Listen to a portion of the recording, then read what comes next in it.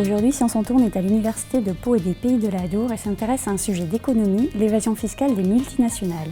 Une question brûlante d'actualité sur ces grandes entreprises qui ne paient pas toujours leurs impôts là où elles réalisent des bénéfices. Pour nous éclairer, nous rencontrons Monsieur Lecacheux, professeur d'économie et expert auprès des institutions de l'Union européenne. Bonjour.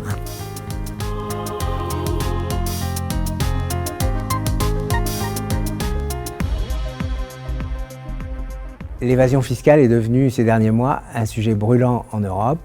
On en a beaucoup parlé depuis quelques années. On a parlé de l'évasion fiscale des entreprises, de l'évasion fiscale des personnes. Il y a eu beaucoup de scandales qui ont été révélés dans la presse, les LuxLeaks, les Panama Papers, les Paradise Papers. Et il y a 2 ans maintenant, la Commission européenne a infligé une amende de 13 milliards d'euros à Apple pour évasion fiscale ou pour impôts non payés pendant quelques années en Irlande. Donc il s'agit de sommes extrêmement importantes et la question aujourd'hui, c'est de savoir comment les entreprises font pour échapper à l'impôt et comment les États, les décideurs publics peuvent faire pour remédier à cette situation.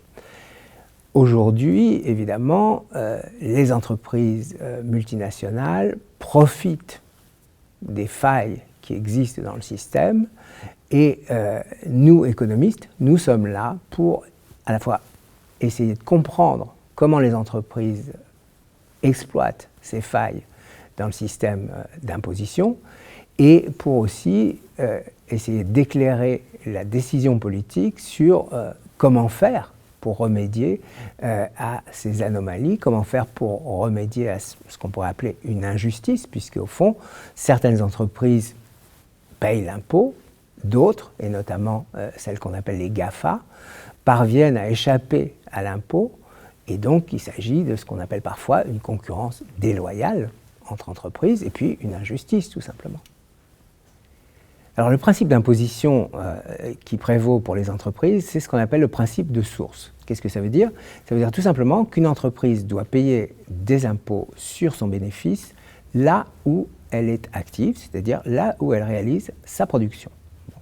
C'est très simple en principe, ça a marché pendant des décennies, c'est un principe qui existe depuis 1920 dans le Code fiscal international, mais aujourd'hui, les entreprises multinationales parviennent légalement à échapper à l'impôt en utilisant différentes techniques. Et ce sont ces 4 techniques principales que je vais essayer d'expliquer maintenant. La première technique, c'est tout simplement de faire une négociation avec le pays dans lequel l'entreprise s'implante. On peut prendre l'exemple d'Amazon qui pratique ça assez couramment.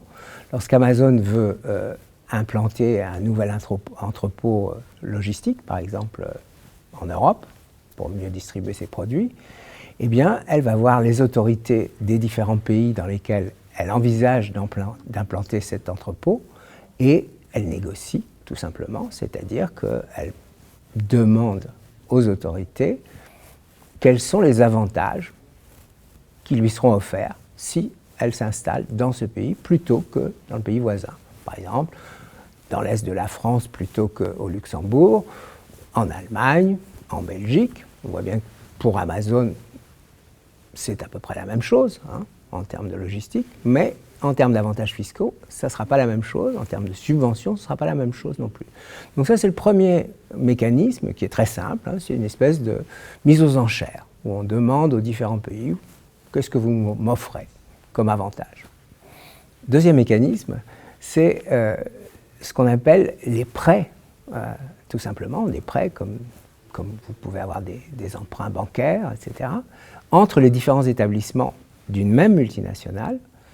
Ce qui va se passer dans ce cas-là, c'est qu'un établissement situé dans un pays va prêter de l'argent à un autre établissement de la même multinationale, mais situé dans un autre pays.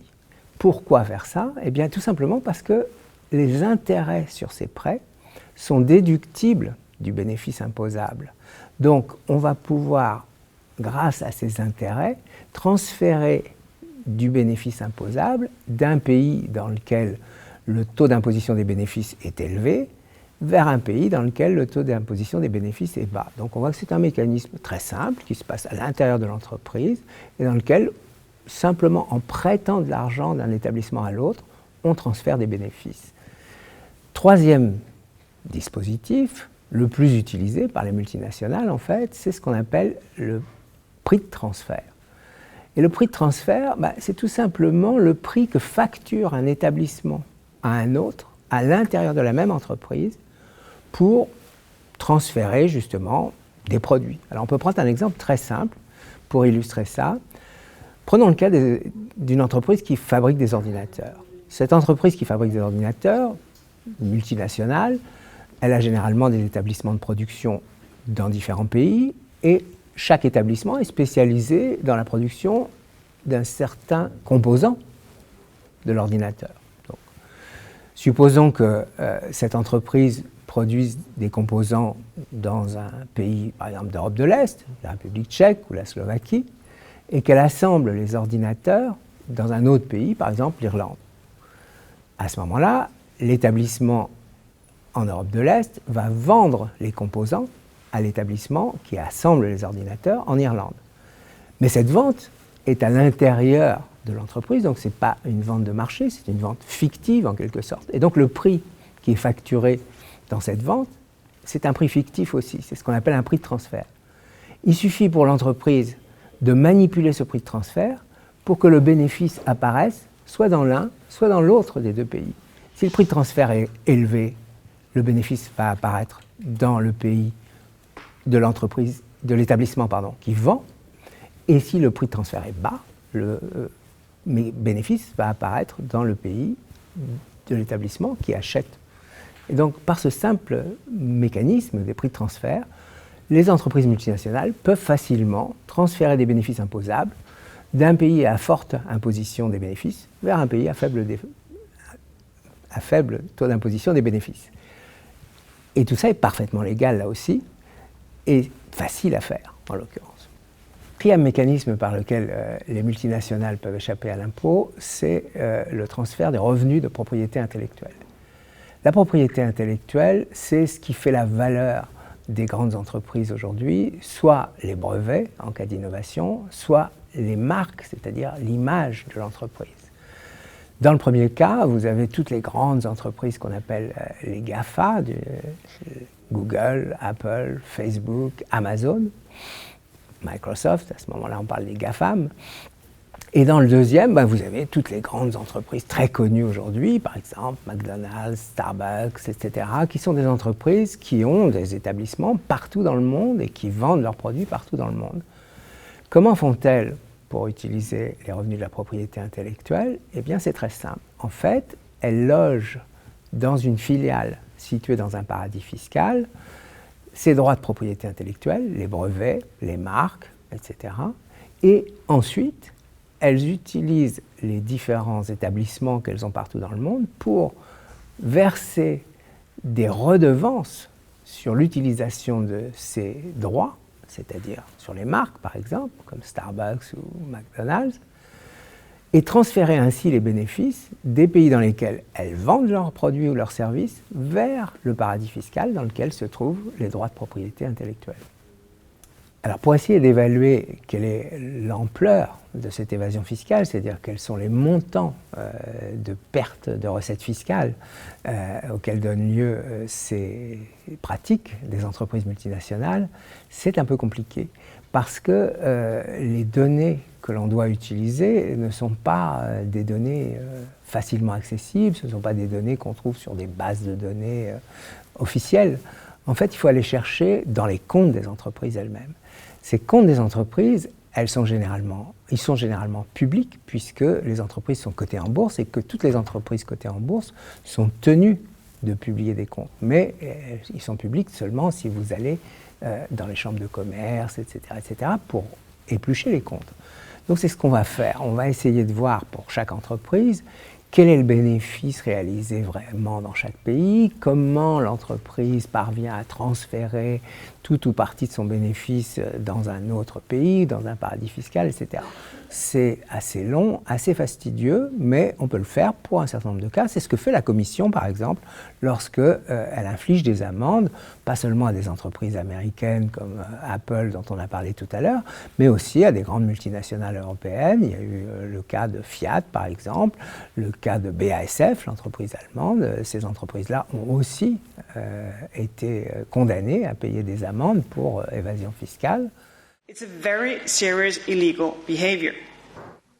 Neutrality, impartiality and rigor, that will be the basis for my actions. A clear message.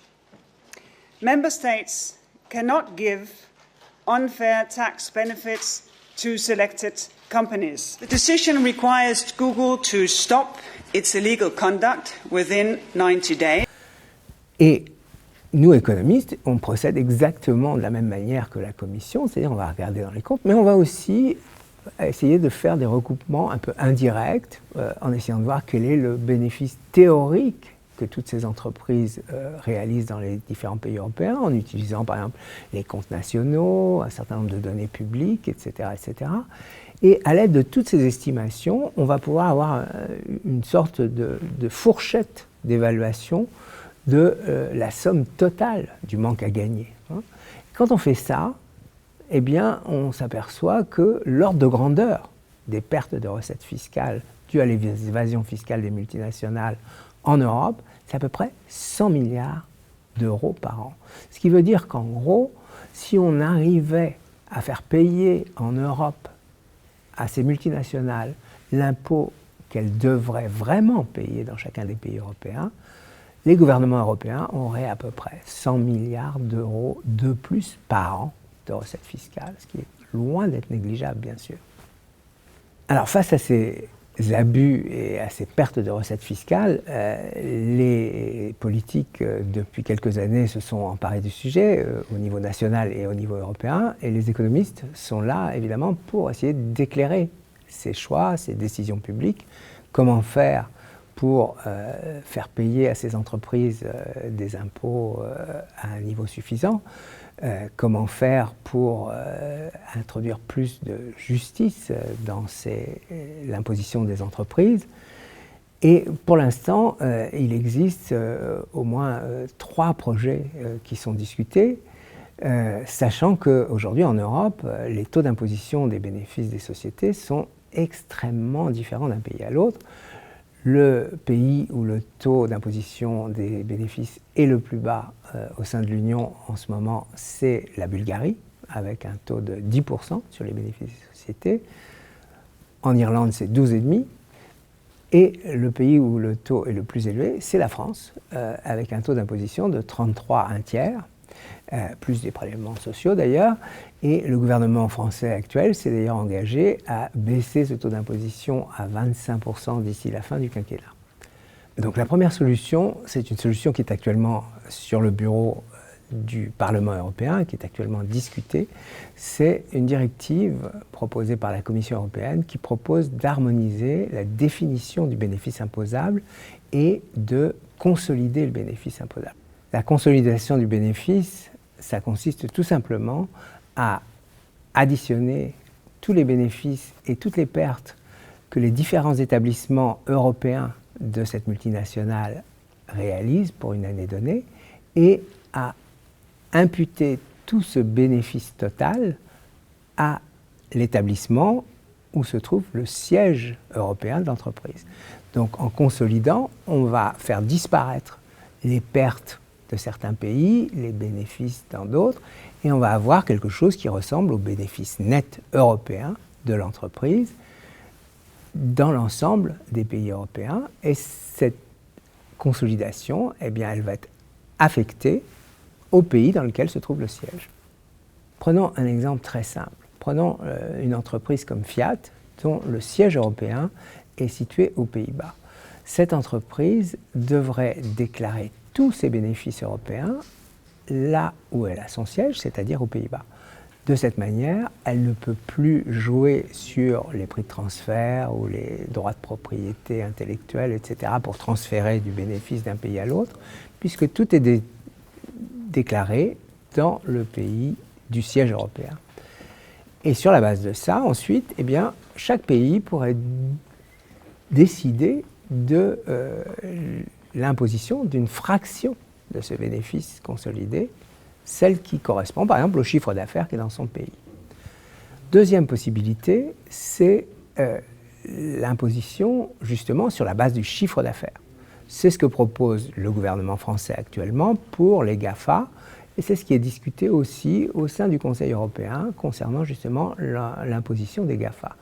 Dans ce cas-là, l'entreprise multinationale sera imposée sur la base de son chiffre d'affaires dans chacun des pays européens où elle est actuellement implantée. Par exemple, du coup, Starbucks ou McDonald's paieraient des impôts en France, aux Pays-Bas, en Angleterre, sur la base de leur chiffre d'affaires dans chacun de ces pays. Les économistes n'aiment pas beaucoup cette imposition sur la base du chiffre d'affaires parce que, économiquement, c'est moins efficace que d'imposer sur la base du bénéfice, mais ça peut être une solution. Et la troisième solution, c'est d'instituer un véritable impôt européen sur les bénéfices des sociétés. Dans ce cas-là, on aurait un taux d'imposition commun pour tous les pays de l'Union européenne. On pourrait choisir ce taux d'imposition, par exemple, au niveau du taux le plus bas actuel, c'est-à-dire le taux bulgare, 10%. Partout en Europe, les multinationales paieraient un taux d'imposition de 10% sur leurs bénéfices européens. Et ensuite, chaque pays pourrait choisir d'imposer un peu plus les entreprises actives sur son territoire. Par exemple, si la France voulait faire payer 25%, eh bien, elle devrait ajouter 15% aux 10% européens. Donc ça, c'est une solution, évidemment, qui serait une solution assez efficace, comparable à ce qui se passe actuellement aux États-Unis. Aux États-Unis, vous avez à la fois un impôt fédéral sur les bénéfices des sociétés et des États qui imposent, en plus, s'ils le souhaitent, sur la partie du bénéfice qui est dans leur État. Dernière option, c'est celle qui est proposée par la Commission européenne dans le projet de budget qu'elle a rendu public il y a quelques semaines. Et dans ce cas-là, on introduirait dès 2020 un impôt européen au taux de 3%. Évidemment, 3%, ça peut paraître très faible, mais l'idée de la Commission européenne, c'est qu'au fond, ce serait mettre le pied dans la porte. On commence par mettre 3%, et puis on espère qu'on pourra augmenter par la suite.